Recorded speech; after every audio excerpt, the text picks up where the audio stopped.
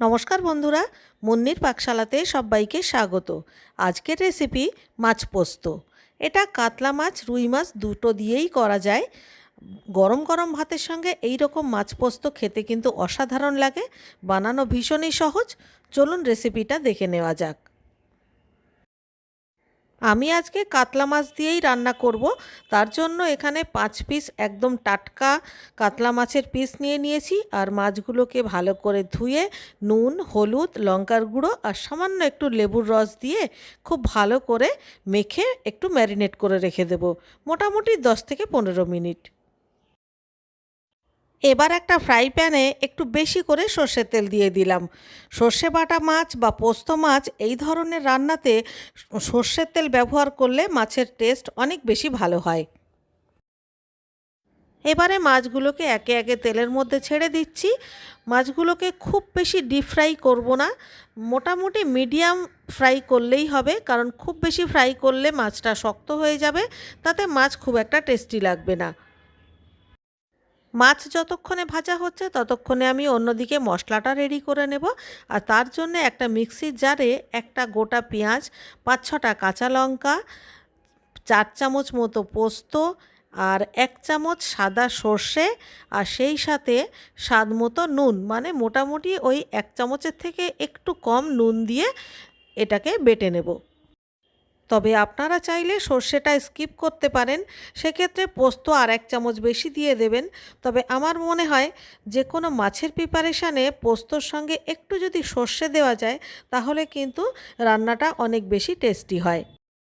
এদিকে মাছগুলো ভাজা হয়ে গেছে, মাছের পিসগুলো একে একে তুলে নিলাম।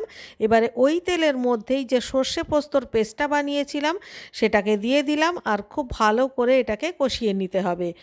মিক্সির বাটিটা ধুয়েও একটু জল দিয়ে দিলাম যাতে পোস্তটা কষাতে সুবিধা হয়। এখন কিন্তু আর কোনো অবস্থাতেই নুন দেওয়া যাবে না, কারণ বাটার সময়ই আমরা স্বাদমতো নুন দিয়ে দিয়েছিলাম।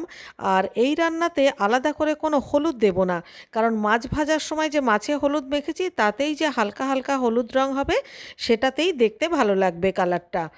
আর পোস্তটাকে একটু ঢাকা দিয়ে দিয়ে ভালো করে কষিয়ে নিতে হবে যতক্ষণ পর্যন্ত না মশলার সাইড থেকে তেল রিলিজ করছে, ততক্ষণ পর্যন্ত কষাতে হবে। পোস্ত কষানো হয়ে গেছে, এবারে 1/2 কাপ মতো গরম জল দিয়ে দিলাম আর গ্যাসের ফ্লেমটা একদম হাইতে করে দিলাম। ঝোল যখন ফুটতে শুরু করবে তখন মাছের পিসগুলোকে দিয়ে দিতে হবে। আর গ্যাসের ফ্লেম এবারে মিডিয়াম করে দিয়ে ঢাকা দিয়ে প্রথমে 5 থেকে 7 মিনিট মতো রান্না করব। তবে মাঝে একবার ঢাকা খুলে মাছগুলোকে উল্টে দিতে হবে।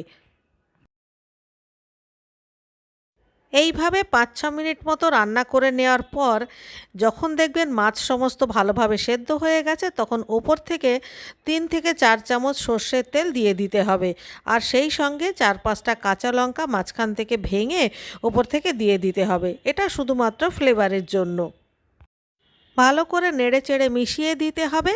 আর এই সময় ঝোল যেহেতু অনেকটাই কমে গেছে, তাই গ্যাসের ফ্লেম একদম লোতে করে ঢাকা দিয়ে 2 মিনিট মতো রান্না করে নিতে হবে। 2 মিনিট পর এবারে দেখুন ঝোল একদম শুকিয়ে গেছে আর সাইড থেকে প্রচুর তেল রিলিজ করছে। তার মানে আমাদের কাতলা পোস্ত বা মাছ পোস্ত একদম রেডি। গ্যাস বন্ধ করে 1 মিনিট মতো স্ট্যান্ডিং টাইমে রাখার পর গরম গরম ভাতের সঙ্গে পরিবেশন করুন দারুণ স্বাদের মাছ পোস্ত বা কাতলা মাছের পোস্ত। রেসিপিটা ভালো লাগলে অবশ্যই একটা লাইক করবেন, কমেন্ট করবেন। আর আপনি যদি নতুন বন্ধু হয়ে থাকেন তাহলে চ্যানেলটিকে সাবস্ক্রাইব করে প্লিজ আমার পাশে থাকবেন। তাহলে আজকের মতো এই পর্যন্ত, দেখা হচ্ছে নেক্সট ভিডিওতে। টাটা।